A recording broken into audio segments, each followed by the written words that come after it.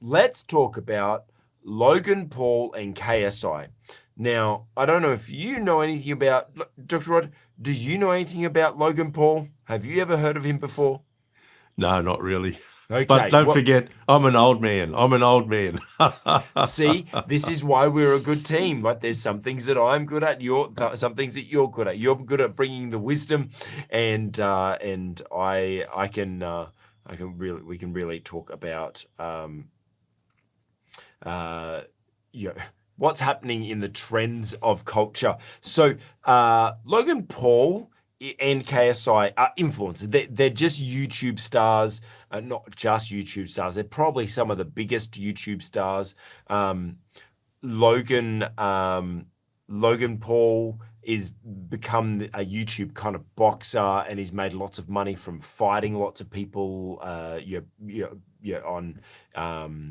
for YouTube and for pay-per-view and everything like that. He's done very well. He is the brother of Jake Paul, the very infamous. I think the right word is that he was a big prankster, big YouTuber, Viner early on, and he infamously went and made fun in a forest in Japan, which is called a suicide. It's where everyone goes to commit suicide. Like, it's a suicide forest, and he got a lot of backlash from that. And there's so it's been very interesting to see how Jake Paul has been able to rise through, with his Logan and his brother have been able to kind of claw back, try to create a name for themselves, and they've become this influence. They are some of the biggest influencers when it comes to social media nowadays. And Logan Paul has teamed up with a UK-based influencer called KSI, and they actually fought together. They boxed together in a pay-per-view, YouTuber versus YouTuber kind of fight, and got lots of views and stuff. And they hated each other, and they became friends, and then they started this business together, which is called Prime Energy Drink. And I think it's first of all, I really like to see when influencers, rather than just trying to make money off views, they actually go out and create a brand and create a business and create a product out of it. I think that's great. Like, I think it's good that they've been able to use their influence to then create a product. And this product that they've created has just created so much, like, it's just taken the world by storm. Everywhere they're going, people are, swarming them for this because of their fame, but also they're using their fame and their influence to promote this product, which is working really well for them. It's one of it's now taking on the big energy drink companies. Now, recently it's become under fire a little bit because there's calls for it to be investigated by the FDA, the Federal Drug and Alcohol. Is that what? No, FDA? administration, no. FDA, Federal Drug Administration. That one. Where they make sure everything you consume is safe. Well, that's kind of what safe. I use that in inverted commas with what they say, but there's been this issue because let me go down and find out. Okay, Prime Energy contains 200 milligrams of caffeine per 12 ounces, equal to 6 cans of Coca-Cola or nearly 2 Red Bulls, and they're saying that it's unsafe and everything like that. Now, to their, I mean, not that I want to defend them per se, but just to give context, they've got a number of drinks in their range. They've aimed towards like the Gatorade kind of drink market, but mixing between the Gatorade and the energy drink market. Sorry, the gym market, right? So their drinks are, there's a pre-workout, which is the one that has caffeine, and then there's post-workout, which is the one that's like Gatorade and stuff like that. So So it's not like all of their drinks have that, but one of the drinks in their range is like a pre-workout. Now, to kind of give context, yes, if you compare it to caffeine, to Coca-Cola and Red Bull, it seems bad. But if you've ever had, Dr. have you ever had a pre-workout? No. Okay. So, I'm just asking.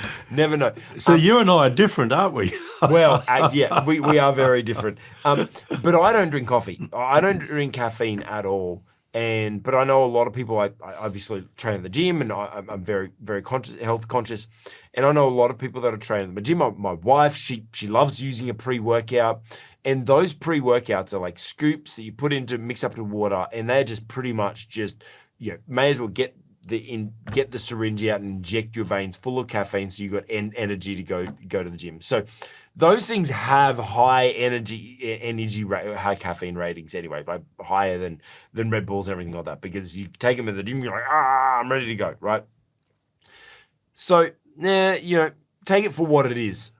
However, what I wanted to talk about in this is obviously these guys have built influence, but their influence is for a very young market. They actually have a very strong influence with underage, teen males. And I suppose my question to you, Dr. Rod, is I know that let's say that it's justified that this is for gym people, this is for people that work out and things like that. And what's your responsibility as an influencer if you're promoting a product that is not good for the most of your demographic? Well, the thought that occurred to me was, who are they really marketing it to? Yes. Yeah. All right. Are they really marketing to the young people who are their followers on social media? Now, if that's the case, I think it probably does raise some moral issues, but they're not different to the moral issues that arise in the production of anything at all. Mm-hmm. A drink full of sugar, a drink full of caffeine, most processed foods, the level of salt in processed foods and so on. I guess one of the issues with caffeine, of course, is it is a stimulant. Yeah. And if you overdose, it can cause problems with your heart. Mm-hmm. And so there is legitimate concern if anybody at any age is actually overdosing on this stuff. Now, I happen to think that, generally speaking, consumers have got to take a lot of responsibility. Clearly, one drink isn't going to land you in hospital. One drink isn't going to kill you. But if you overdose, you're going to have problems. But look, when I was actually watching the video, another little video came up on the side, in the little side menu. A woman dies after drinking too much water on a trekking trip. Okay, so should and you can Yes. die from drinking too much Yes, you water.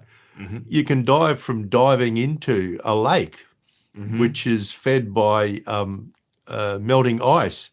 Mm-hmm. The temperature outside might be well over 100 degrees in America or 42 degrees here in Australia. You feel hot, you jump into icy water and you can have cardiac arrest. Who do you blame? Yes. So I think, it's quite a difficult issue, really. I think you need to know who you're marketing to. And I suspect that in reality, they are marketing to young people, the people they influence. They know. And it may be that there needs to be a little bit more education or a little bit more warning. I'm reluctant to sort of generally ban anything that might be bad for us. Yeah. Because that takes all responsibility away from the individual. Yes, agreed. And I'm not sure that harm is done by taking these kinds of drinks in moderation. Personally, I don't. You said you don't drink coffee. I do. I had 2 cups of coffee this morning before I did much else. I won't have any more for the rest of the day. So, I'd be a bit of a hypocrite if I went on a crusade against caffeine. I don't drink the so-called energy drinks, partly because their ingredients in total don't do anything for me sort of Yes. psychologically, I guess. Yeah. Undoubtedly, if I was in a hurry and had an energy drink instead of drinking 2 cups of coffee, I'd get my caffeine fix faster. And everything But else. look, honestly, there are moral and ethical issues concerning basically any product at all. And So users need to what be is aware what and is they the need to be responsible. yeah, so what is our responsibility as leaders that are influencing the people that we're leading or that are following us, or however you want to put it? How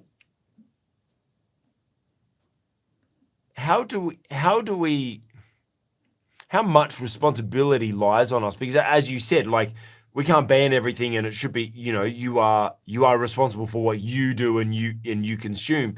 But we as leaders, what responsibility lies with us as to what we're promoting or influencing people to be able to consume or do? Not just Well, I consuming, but suppose doing as you well. would have to say I'm not going to influence or encourage people to do anything I wouldn't do. So if I wouldn't be reckless with my body, then I wouldn't want to be influencing anybody else to be reckless with theirs. For example, Yeah. some people take more risks than others, I know. Look, it is a difficult area, but I think the most important thing for us as leaders to do is to make it very clear to people that they're responsible for their actions. They need to make their decisions and their choices. They need to educate themselves. Frankly, I don't take any notice of anything I see on social media, but that's partly, I suppose, because of my academic background. I'll go and look at the scholarly articles on an issue usually. In fact, I place very little confidence in anything I see in social media. So social media influences simply don't influence me. At least I don't think they do. Yeah. But as I said, see, look, I'm 3 times the age of most of the people who watch the social media influencers. So I've got a totally different view of the world Yeah. than they have. But look, I think one of the things we have to inculcate in people is, guess what? You are responsible for what you do. You are responsible for the outcomes. Yeah. There are some products that I believe, they probably do need to be regulated, particularly those that are addictive, and caffeine is one. So there might be a case for an investigation. There might be a case for the FDA to issue some sort of guidelines or even directives in terms of product labeling. But as a general principle, I'm not really in favour of banning products just because some people misuse them or abuse No, them. but what's our responsibility as a leader, though? I think, Because you're saying, like, don't ban them, okay, and then we as consumers need to do it, do our own research. Yeah, that's great, but we as leaders that are influencing other people to do things, whether it be consume something, do something, act or behave a particular way, how do we make sure that we are influencing? Remember, at the start we said leadership is not just influence, it's about helping people improve and grow and actually seeing improvement. How do we make sure that we manage that as well? oh, look, I think we have to do the best we can to make sure that what we say is the same thing as what we do. We lead by example. Yeah. I think leadership's not just about, look, there's a teaching element in leadership too, Yes. Yeah. We have to be authentic, which means what we say has to match what we do. But what we say in part is the teaching role that we have as leaders. Actually, and that's exactly what I was just about to say is it's not just about making sure we do what we say and we walk the walk. But I think it is important that we teach in those moments as well, educate people, because what is good for me, I may consume a certain amount of food in a day, but that doesn't mean you should, because you have a different metabolism than me. You have different daily routine. You have a different, I do different things. I go to the gym. I lift a particular weight. I shouldn't just tell you go and lift weight. I should, if I'm going to influence you around exercise, I should influence you around the education of it, being able to understand how to choose what is right, how to understand how to push yourself to the limits without pushing yourself too far, how to, and so yes, you're absolutely right. I think that that's the key in this message, that we as leaders really need to be careful that yes, we need to walk the walk. Yes, we need to not just talk the talk, but we need to walk the walk as well. We need to practice what we preach, but make sure that we're educating people. Make sure that we are educating the people we're leading so that they can make the right decisions rather than them just doing what we say, because that's not leadership, that's dictatorship. What we should be doing as leaders is educating them, helping them understand how to make the right decisions, how to find the right information for them. And that's where I suppose that big difference between influence, that indirect leadership, and direct leadership, because we're actually directly then leading them of like, here, I want to teach you, I want to educate you, I want you to grow, rather than just, here, just do what I do, right? You can be successful if you just do what I do. No, that's not right, because we're all different. We all have different circumstances. But if I can teach you as much as I know, if I can help you understand the decisions that I've made and why I've made them, then maybe you can make similar healthy decisions for yourself. Hey, you just watched an excerpt from the On the Cube Leadership Podcast. If you like that, hit the like button and put a comment below. Hey, if you want to watch more videos like this, check out our channel, and while you're there, make sure you subscribe.